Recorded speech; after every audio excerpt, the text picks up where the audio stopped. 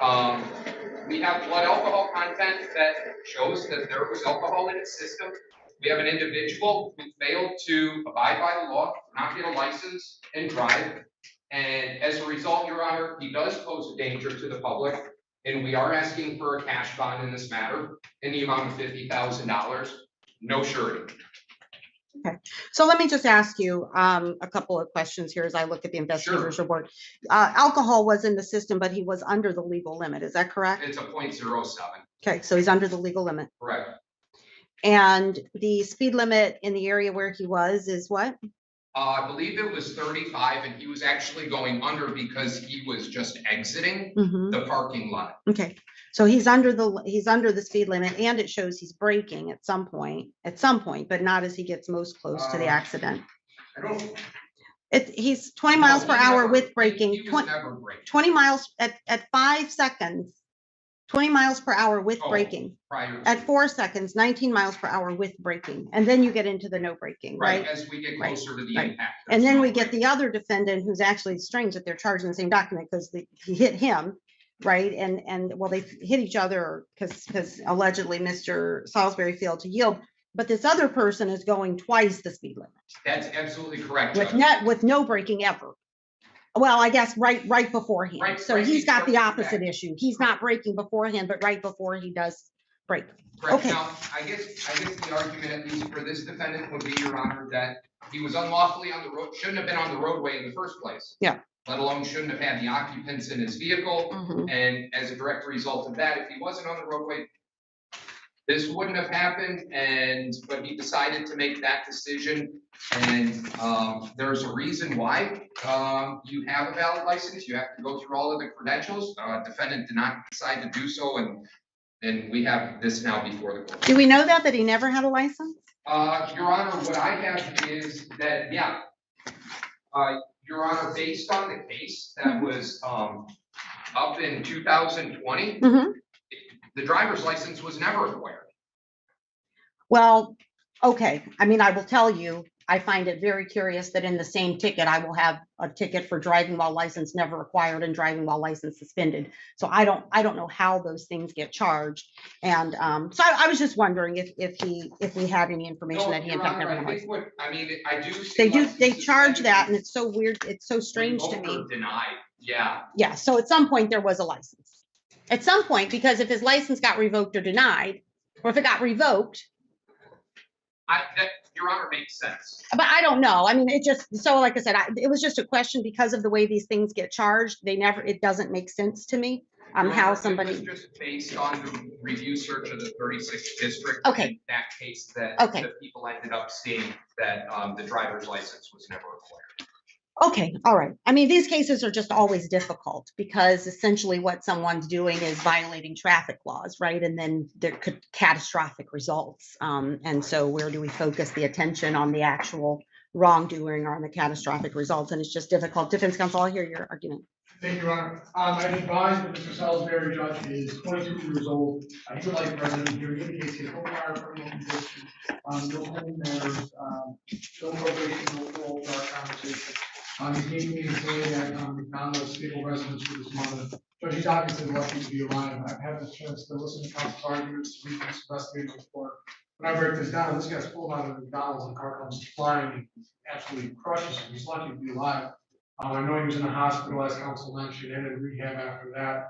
Unfortunately, some of the passengers of that car lost their lives. But I don't know if I agree with counsel when you say but for him not having a license that would have happened. I think but for, the co-defendant, which I'm still surprised they charged the co-defendant.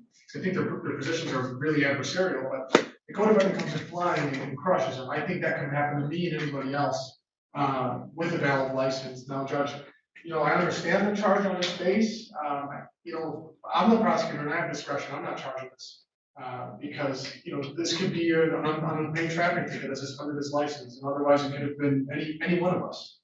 Pulling out of McDonald's slow, somebody going twice the speed limit and just crushes you. I think personal bond should be appropriate here, Your Honor. It's been quite some time. The guy has absolutely no contacts with the criminal justice system. I may have heard the court arraign him on, and heard counsel mention some traffic matters, but other than that, I don't believe he's a danger to the community. I think if the court wants to go as far as doing like a no driving provision, I think they could be appropriate here. but I don't believe on its face he actually did anything wrong. If his license is valid, he would have been in the same position as any one of us pulling out of McDonald's. For those reasons, I'm asking the court to release him on personal bond and impose any conditions the court feels appropriate. Judge, I think it's very interesting that the defense counsel makes the argument if his driver's license was valid, then the same type of result would have occurred. His driver's license wasn't valid. He didn't have a license in the first place. And I think this is where the people are coming from, because he was unlawfully on the roadway. And I'm remiss if I ended up saying otherwise. He shouldn't have been on the roadway. Mm-hmm. It isn't about the actual license. It's about the fact that he was driving when he shouldn't have been driving. And Well, I think defense counsel is arguing, I will tell you personally, I have become terrified of intersections in the city. Yeah. I don't care whether or not I have the right of way. I slow down, sometimes stop, wait, look, because defendants like Defendant Johnson are barreling through intersections at 70, 75 miles per hour. It's terrifying. I've got kids who are new drivers. I tell them, slow down, stop, look, I don't care.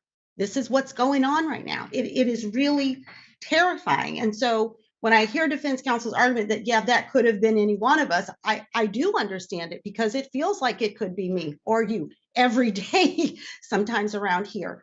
And so I'm dealing with Mr. Salisbury, who, as I said, these are obviously catastrophic results. And the knee-jerk reaction is to want to lock somebody up when there are catastrophic results.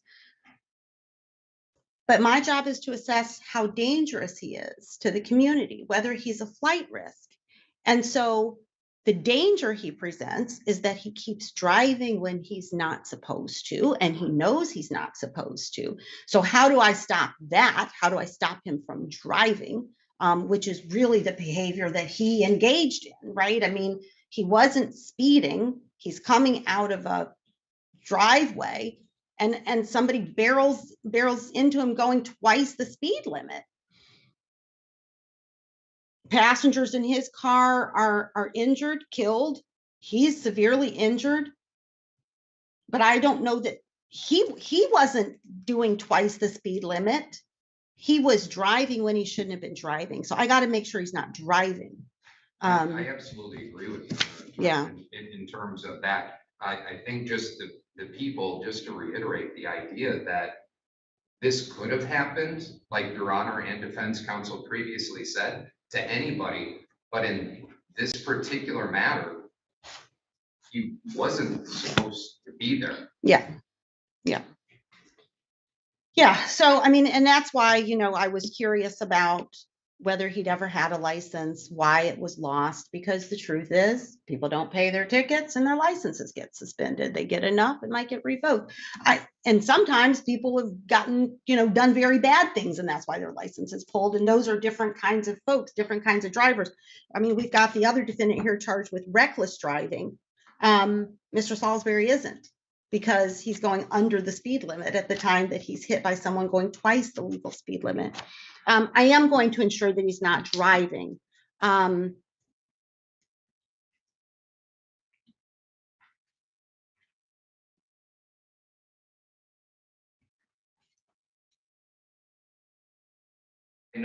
know Your Honor is very considerate of these matters, and she looks at the entirety of this situation. I think the people would just like to end with this. Okay. Is the idea that the licensing issues, at least from what the people see, occurred in 2020. Mm-hmm. And there were multiple cases. Actually, the defendant never even bothered to show up for any of these things. Mm-hmm. He didn't show any type of willingness. He didn't show anything in terms of wanting to do this the right way in order to acquire his license. Okay. So I can understand where the counsel and Your Honor is coming from, but the people would stick to their argument that that a cash bond just based on the dangerousness of what the defendant did in this matter is. Okay, thank you. All right, I'm going to set bond in the amount of $25,000, 10%. I am setting some amount of cash bond because we've got some capious history here. that I'm concerned about that contributed to the license issue, but I'm going to set it at $25,000, 10%. I'm also going to require a GPS tether with full home confinement if he's able to make the bond, because apparently that's the only way to stop him from driving without a license. Right now, is just make sure he doesn't leave his own home. This will give rise to a bond redetermination hearing. That'll be set for Tuesday, May the 23rd in front of Judge McConico. After that, May 26th for probable cause conference, June 1st for preliminary examination, both of those in front of Judge King. Sure, counsel. Your Honor, and I wasn't going to go into this because I didn't think a lot of it was relevant with some of the traffic matters and licensing, but I think it's important now to shed some light. We live in we're here in one of the poorest cities of the country. My guy's working at McDonald's, living with his mom, taking care of her. Yep. If any one of us gets pulled over, we can set up a date with the magistrate, we get $100, $200, it's over, and we're all set, we get 0 points. That doesn't happen with people in Mr. Salisbury's position. You don't have an appointed attorney on a civil infraction traffic ticket. If you're working at McDonald's, supporting your mom, all within the guidelines, you gotta pay $200, Judge. I see this with just a lot more people than Mr. Salisbury. A lot of this gives people an incentive not to pay the tickets. It's wrong, and I agree with the people, and I agree with the court. It's wrong to ignore your traffic tickets and to let it pile up. But I have to reiterate, when we look at this case, this didn't happen because he didn't have a license. This happened because somebody was going 75 and he waxes him. That's why it happened. It's not because he didn't have a license, not because he didn't pay his traffic tickets. I know I'm repeating some of the same arguments, Judge, but if he paid his traffic tickets or not, the same thing would have happened. He wasn't driving recklessly. I know the court has a job to do with ensuring him not driving, and I think the court can accomplish that with the full home confinement GPS tether, Judge. I just asked the court to reduce the bond to personal. I don't want him to have to really sit in the Wayne County Jail on this, because when I break it down, what did he do wrong? Not pay his traffic tickets. That's the only thing I think he did wrong, was not pay his traffic tickets and not go through the proper procedure. Judge, that's expensive. He works at McDonald's. He's in the guidelines. He just got out of rehab for this injury. Living with his mother, caring for his mother. He was with some friends. They were leaving McDonald's. He didn't want this to happen. Nobody wanted this to happen. But he pulls out of this thing, and next thing he knows, he's in the hospital for weeks and weeks. For those reasons, Judge, I'd ask the court to consider an option of personal, but keep the GPS tether, full home confinement. That guarantees to the court and the people that he's not driving. He cannot leave his house. His treatment's done. He's all set. He has no reason to leave. I'd ask the court to reduce that, to make that, instead of $25,000, 10% with full confinement, make it $100,000 personal with full confinement. He knows how serious this case is, Judge. It's so serious. But I also have a feeling if there's some culpability here, and somebody takes a look at this, when they see no priors besides traffic stuff, they'll probably plead him to moving violation causing death if found guilty, and that's a stretch.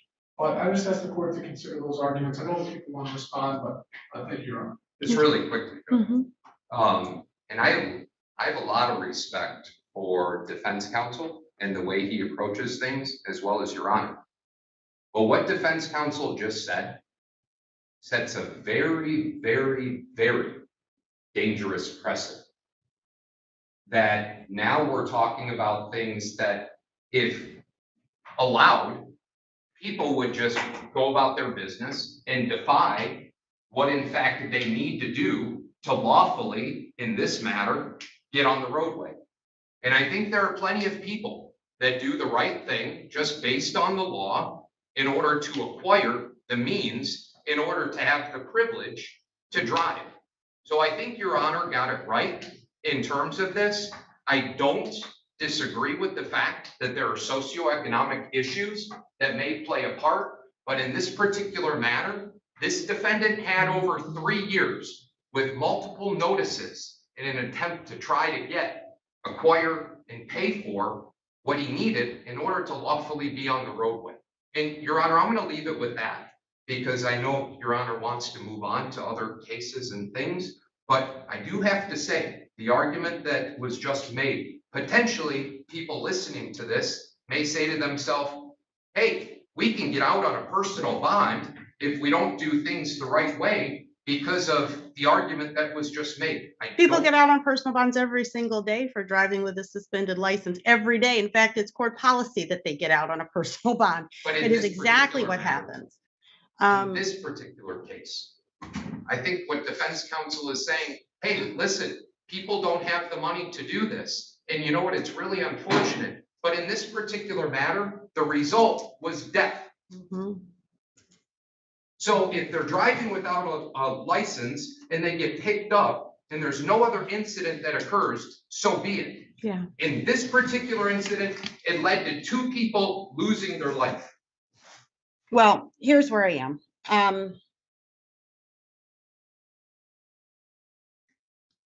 I agree that had he come and taken care of the tickets and had a valid license and been to McDonald's that day, we were likely to have the exact same result because we had another person, the other named defendant in this case, who was in fact doing very reckless things while he was driving, and it is charged that way. And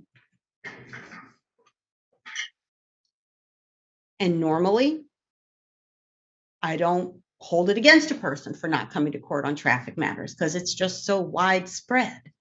But in this particular incident, it's the traffic matters and the KPSs in those matters, they've all gotten tied up together. And so I am going to leave the bond, as I said, it at 25,000, 10%, 25,000, 10%. If he's able to make that bond, GPS tether with full home confinement. And as I said, somebody will take another look at this on Tuesday, May 23rd. He'll be in front of Judge McConico on Tuesday. Thank you. And where he'd still be anyway waiting for the tether. So, this will allow Judge McConico to take a second look at this and see whether or not he agrees that this bond is appropriate.